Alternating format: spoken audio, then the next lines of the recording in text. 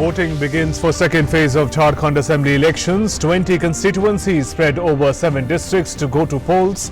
Fate of 260 candidates, including Chief Minister Raghubar Das, to be decided in this phase. President Ramnath Kovind says those sentenced to death for raping children should be deprived of their right to mercy petition. Home Ministry recommends rejection of mercy petition of one of the convicts in Nirbhaya gang rape case, forwards recommendations to President for final decision.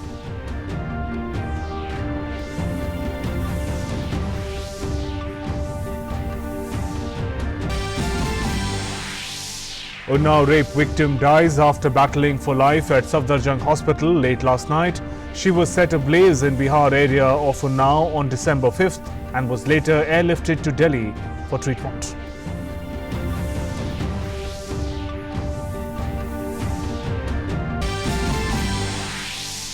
Nationwide GST stakeholder feedback Divas being observed on new GST returns. The aim of the event is to get on-the-spot response on new GST returns to be introduced from 1st of April next year.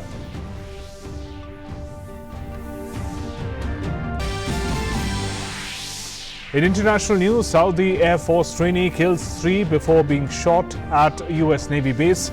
US President expresses shock and grief. Saudi King calls Trump to express his condolences.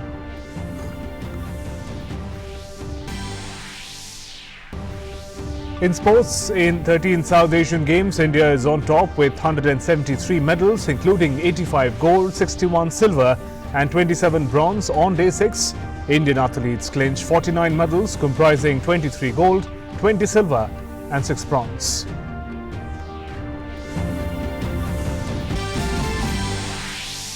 Virat Kohli's 94 not out and KL Rahul's 62 give India 6 wickets victory against West Indies in the first T20 International in Hyderabad to take a 1-0 lead in the 3-match series. Good morning and welcome to this bulletin. I'm Shubhendu Ghosh. Let's begin with poll-bound news from Jharkhand.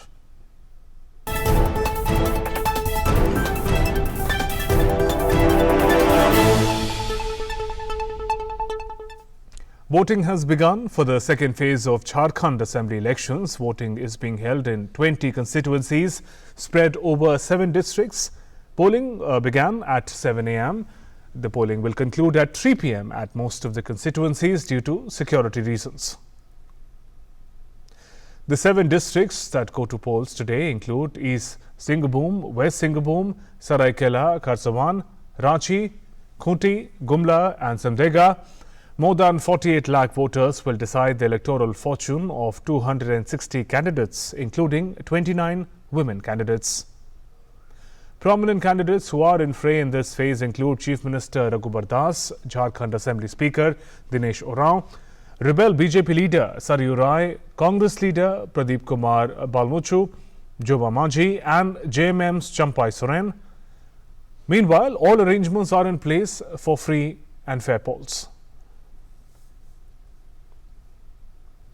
And my colleagues are going to now get us updates from Jharkhand. First, Anuj Yadav is joining us from Khunti and also Kumar Alok is joining us from Jamshedpur.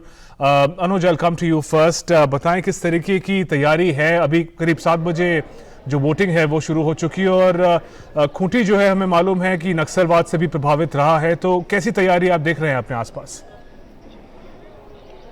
देखिए, बिल्कुल 7 बजे एक अच्छे माहौल में मतदान की शुरुआत हुई है। भले ही ये नक्सल प्रभावित इलाके हों, लेकिन जिस तरीके से निर्वाचन आयोग ने तमाम सुरक्षा के पुख्ता इंतजामात किए हुए हैं, उसके बावजूद यहाँ एक अच्छे तरीके से मतदान चल रहा है। जिस मतदान केंद्र पर खूंटी के मैं खड़ा हूँ, यहाँ पर 4000 वोट हैं, 4 यहाँ पर पोलिंग बूथ बनाए गए हैं। और एक अच्छी बात यह है कि इस बार निर्वाचन आयोग ने कुछ नए कदम उठाए हैं। जिस मतदान केंद्र पर मैं हूँ, यहाँ जितने भी मतदान कर्मी हैं वो महिलाएं हैं। चाहे हम सुरक्षा की बात करें, वो भी महिलाएं हैं। मैं तस्वीरों के माध्यम से भी आपको दिखाना चाहता हूं और इसका कहीं ना कहीं मकसद यही रहा है कि जो महिलाएं अपने घरों से निकलते हुए झिझकती हैं, वो बेझिझक अपने घरों से निकलें और ज्यादा से ज्यादा अपना मतदान कर सकें। हालांकि यहां मतदान करने की सभी को छूट दी गई है। यहां पुरुष भी आ सकते हैं, महिलाएं भी आ सकती हैं, लेकिन महिलाओं को मतदान के प्रति आकर्षित करने के लिए सभी कर्मी यहां महिलाएं हैं। मैं अगर इसके अलावा दूसरी बात करूं, ये 20 सीटों पर दूसरे चरण का मतदान हो रहा है। 15 सीटें नक्सल प्रभावित हैं, उसके लिए सर्विलांस को काफी मजबूत किया गया है। 4 हेलीकॉप्टर लगाए गए हैं जो अपना आसमान में उड़ रहे हैं और लगातार किसी अगर अराजक तत्व कोई मूवमेंट करता है उस पर उनकी नजर रहेगी। काफी दिग्गज इस दूसरे चरण में हैं। खुद मुख्यमंत्री रघुवर दास हैं, दिनेश उरांव हैं जो विधानसभा के अध्यक्ष हैं। इसके अलावा नीलकंठ मुंडा इस खूंटी विधानसभा क्षेत्र से चुनाव लड़ रहे हैं जो यहां के ग्रामीण विकास मंत्री हैं। तो कुल मिलाकर हम कह सकते हैं कि एक अच्छे माहौल में जो मतदान की शुरुआत हुई थी वो 3 बजे तक चलेगा। पहले चरण का मतदान देखने को मिला था, 64% के आसपास मतदान हुआ था और उम्मीद की जानी चाहिए कि ज्यादा से ज्यादा लोग आज भी अपने घरों से निकलेंगे और एक अच्छा आंकड़ा मतदान का शुभेंदु यहां देखने को मिलेगा। जी अनुज, धन्यवाद इस अपडेट के लिए। कुमार, आपके पास जाते हैं। कुमार आलोक, जहां एक तरफ खूंटी की हम बात कर रहे थे, वहीं जमशेदपुर एक डेवलप रीजन में आता है झारखंड के, और बताएं कैसी तैयारी है और चीफ मिनिस्टर रघुवर दास को किस तरीके की चुनौती मिल रही है जो उनके बीजेपी के रिबल है सरयू उनसे। देखिए, यहाँ पे मतदान शुरू हो गया है और मतदान शुरू होने के पश्चात ही काफी संख्या में लोग अपने मताधिकार का प्रयोग कर रहे हैं। रही बात आपने जो रघुवर दास की बात कही, जमशेदपुर ईस्ट से वो चुनाव लड़ रहे हैं और उनके खिलाफ उनके ही कैबिनेट के सहयोगी सरयू राय उनको चुनौती दे रहे हैं। तो ये देखना दिलचस्प होगा कि लड़ाई कितनी दिलचस्प होगी, ये भविष्य बताएगा। लेकिन अभी वोटिंग शुरू हुआ है और ये हमारे पास साथ कुछ वोटर्स हैं जो यहाँ पर आए हैं। आप देख सकते हैं, इनके उंगलियों के निशान देख सकते हैं। और सबसे पहले हमारे साथ फादर है। फादर, कितना importance, how important election is very very important for me and for us also, because this is we are selecting our leaders who will help us to guide us and lead us and develop India. That's why I want a good leader who will want to make a difference between religion and different people, and then we want really good leaders who can lead us, who think about us and they lead us. That's what we want to vote for them. आपसे जानना चाहते हैं, आप young हैं, आप कितना आपने अपना मताधिकार का प्रयोग किया, मतलब कितना इंपॉर्टेंट आपका एक मत है? हमारा मत ये कहता है कि हम उस शख्स को चुनें जो हमारे जनता के लिए करे। ये नहीं कि आए और अपना नाम दिखा के फिर चले गए। आते हैं इलेक्शन के समय हर नेता, उसके बाद हमें आश्वासन दे के चले जाते हैं पर काम कोई नहीं करता। तो हम वही चाहते हैं कि जो हमारे लिए करे हम उसे मतदान अपना वोट दें। आप सीनियर सिटीजन हैं फादर, लेकिन आप हम देख रहे हैं कि यंगस्टर ज्यादा, यहाँ यंगस्टर से ज्यादा लोग जो सीनियर सिटीजन हैं वो यहाँ पर मैं देख रहा हूँ वो ज्यादा उत्साहित है। सीनियर सिटीजन की कुछ समझदारी दिखा रहे हैं कि उनको वोट देना है, इसलिए सब आगे आ रहे हैं। और इतने ठंडा होते हुए भी हम लोग पहुंच गए, एकदम शुरू ही पहुंच गए कि हम देना चाहते हैं, हम वोट का अधिकार प्रयोग करें और सही आदमी को, सही व्यक्ति को, सही लीडर को हम इलेक्ट करें और अपने असेंबली में भेजें। ये हम लोग चाहते हैं, इसलिए हम आते हैं, समझदारी हम लोग दिखाने, सीनियर सब ज्यादा आए हुए तुरंत जल्दी से। तो आपने देखा कि किस तरीके से एक महिला हमारे साथ है। मैम, आपसे मैं चाहूंगा कि आपने वोट दिया, कितना इंपॉर्टेंट एक वोट आपके लिए है? थ्रू आवर वोट लाइक हम लोग डिसाइड कर सकते हैं कि सही कैंडिडेट्स सत्ता में आए और देश के लिए कुछ कर सके। तो आपने देखा कि आपसे भी मैं जानना चाहूंगा कि कितना इंपॉर्टेंट है ये चुनाव आपके लिए? चुनाव इम्पोर्टेंट है, बहुत इम्पोर्टेंट है। मतलब जो कैंडिडेट हम सेलेक्ट करेंगे ऐसा देख के करेंगे कि हमारे लोकल इशू पे वो काम करे और उसको सॉल्व करे। तो आपने देखा है किस तरीके से मतदाताओं में उत्साह है, यहाँ पर लोग अपना मताधिकार का प्रयोग करके आ रहे हैं। जी धन्यवाद आपका कुमार आलोक, और धन्यवाद अनुज आपका भी इन सभी अपडेट्स के साथ हमारे साथ जुड़ने के लिए झारखंड से। My colleagues Kumar Alok and Anuj Yadav giving us updates about the poll preparedness. They took us through the administrative security arrangements that have been made for the smooth conduct of polling. It began at 7 a.m. This morning, the second phase of Jharkhand polls. Women participation is an aspect that we could get a look at. Also, enthusiastic voters sharing about the significance of their vote and these elections.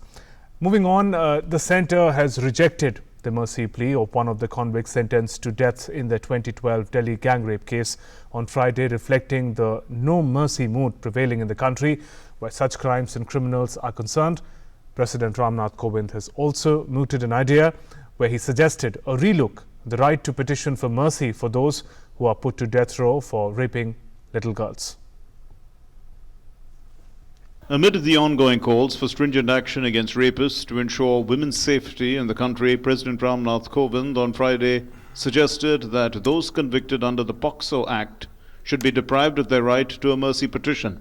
He was addressing a national convention on empowerment of women for social transformation at the headquarters of Brahma Kumaris in Mount Abu, Rajasthan. एक इस प्रकार के जो convicts होते हैं उनको एक संविधान में मर्सी पिटीशन का अधिकार दिया गया है और मैंने कहा है कि इस पर आप पुनर्विचार करिए।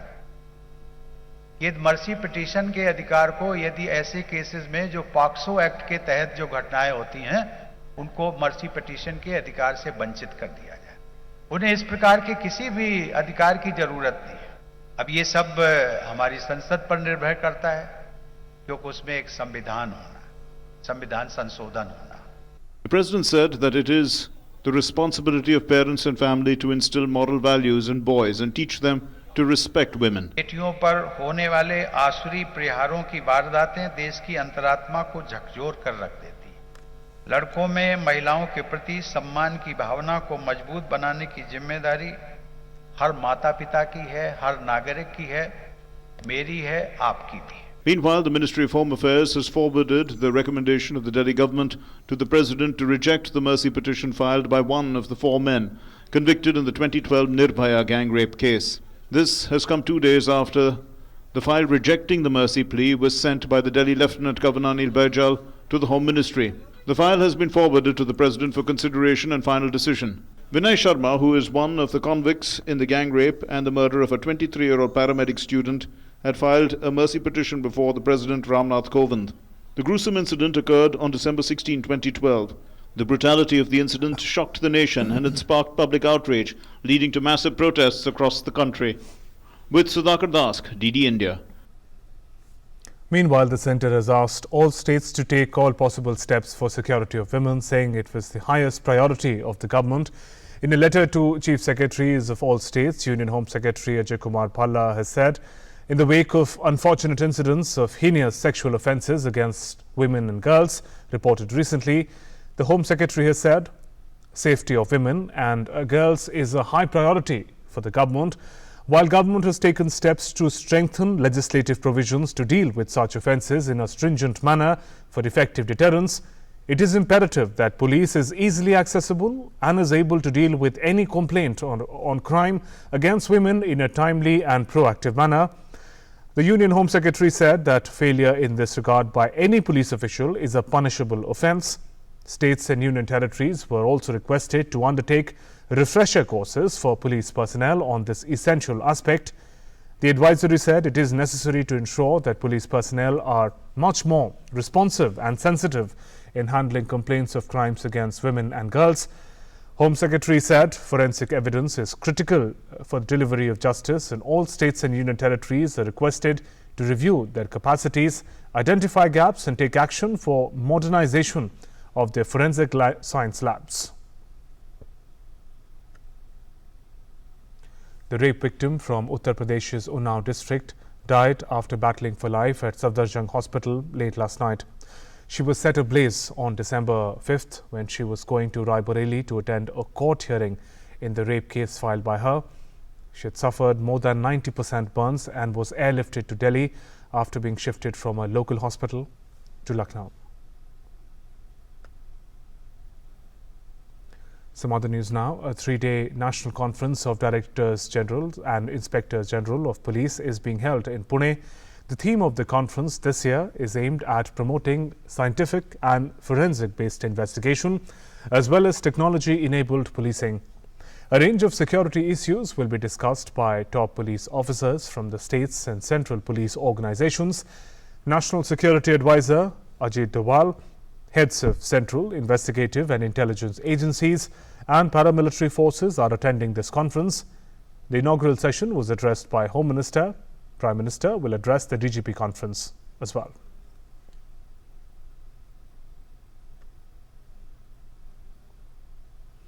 The Indian Armed Forces Flag Day is being observed today. The Indian Armed Forces Flag Day is observed every year on 7 December since 1949 to honor the soldiers, airmen and sailors of India who are guarding our borders to safeguard the country's sovereignty and integrity. On Indian Armed Forces Flag Day, funds are collected for the welfare of war widows, children of martyrs, war-disabled soldiers and ex-servicemen. Prime Minister Narendra Modi on Armed Forces Flag Day saluted the indomitable courage of our forces and their families. Prime Minister in a tweet message urged countrymen to contribute towards the welfare of the armed forces. And Prime Minister also shared a special video on the occasion. 7 दिसंबर को arm forces flag day मनाया जाता है। ये वो दिन है जब हम अपने वीर सैनिकों को, उनके पराक्रम को, उनके बलिदान को याद तो करते ही हैं, लेकिन योगदान भी करते हैं। सिर्फ सम्मान का भाव इतने से बात चलती नहीं है, सहभाग भी जरूरी होता है। और 7 दिसंबर को हर नागरिक को आगे आना चाहिए।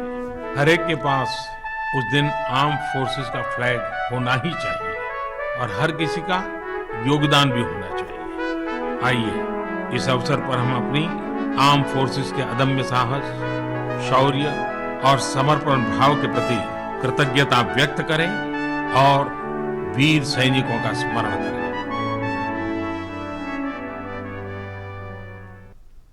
The central GST and state GST authorities have organized a nationwide GST stakeholder feedback divas on new GST returns today for getting on-the-spot response to new GST returns to be introduced from 1st of April 2020. The focus would be on assessing the ease of compliance in uploading of these new returns so that trade does not face any difficulty when the returns are made legally mandatory. These feedback sessions will be attended by all prominent chambers of commerce and industry and other organizations representing taxpayers and tax practitioners and compliance managers. The tax officers shall be available to handhold the taxpayers and assist them in trying out the new returns.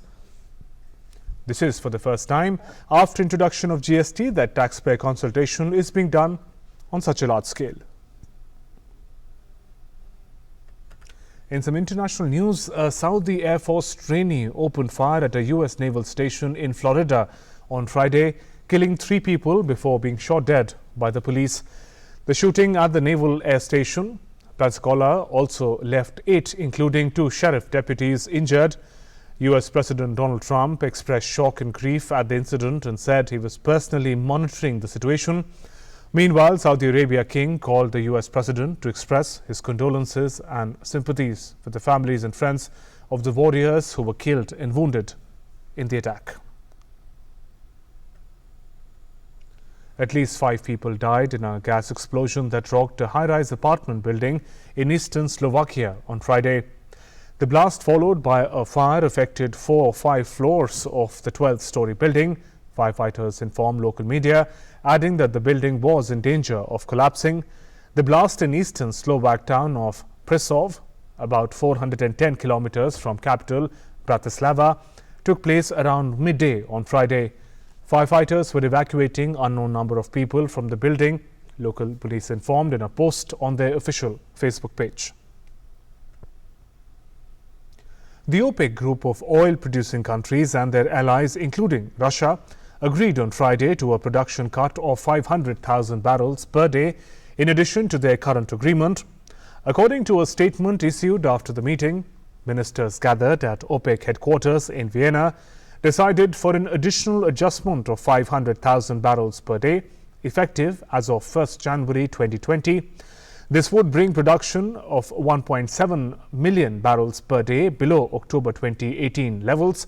However, the group said, in addition, several participating countries, mainly Saudi Arabia, will continue their additional voluntary contributions, meaning that the overall production cut would be 2.1 million barrels per day. The statement said OPEC and its partners in the so-called OPEC Plus grouping would convene for a special meeting on 6th of March. OPEC members had been aiming for a cut in order to stem pressure on prices from abundant reserves and weak global economic growth. Several Australian bushfires have combined to form a mega fire that is burning out of control across a large swath of land north of Sydney. The authorities have warned that they cannot contain this blaze. The blaze was burning across 300,000 hectares within an hour's drive of Australia's largest city, which was again subsumed in a soup of toxic smoke. People who cannot defend their property from approaching fires have been told that they should leave immediately. Since October, bushfires have killed 6 people and destroyed more than 700 homes across Australia. Bushfires are common in Australia, but scientists say this year's season has come earlier with more intensity due to prolonged drought and climatic conditions fueled by global warming. The severity of the blazes so early in this fire season has caused alarm and prompted calls for greater action to tackle climate change. In sports, in the 13th South Asian Games, India is on the top of the medals tally with 173 medals, including 85 gold, 61 silver and 27 bronze on day 6. Indian athletes clinched 49 medals, comprising 23 gold, 20 silver and 6 bronze on Friday. In swimming, India won 5 gold and 5 silver. Indian shuttlers grabbed 4 gold, 2 silver and 2 bronze on final day of badminton events. In weightlifting, India clinched 3 gold and 1 silver. In fencing, India won 3 gold and equal number of silver. Indian shooters bagged 2 gold by winning both events of the day. In table tennis, India got 2 gold and 2 silver. Indian cyclists won a couple of gold and a silver. In athletics, India clinched 12 medals, including 2 gold, 6 silver and 4 bronze.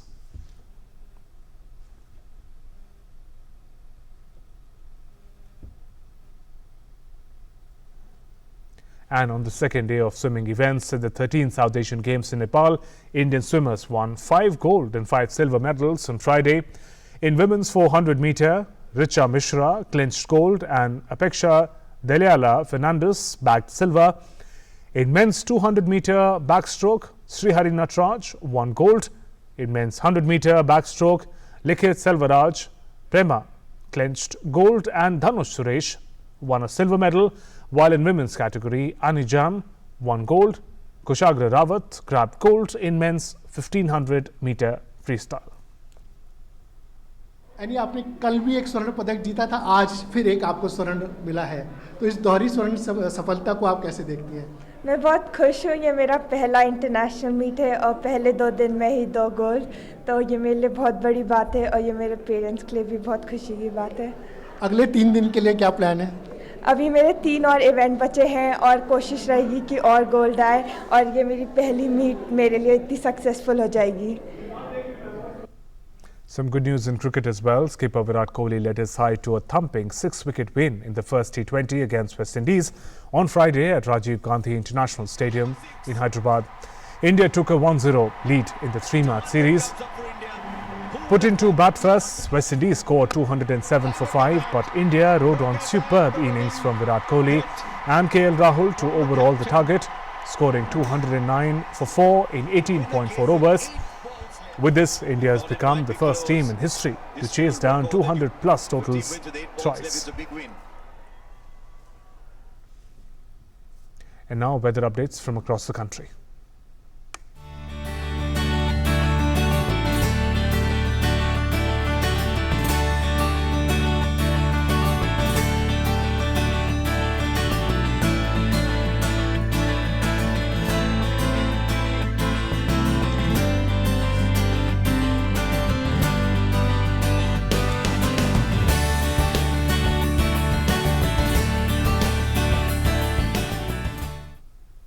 And with that, we conclude this bulletin. News and updates continue after a short break. Namaskar.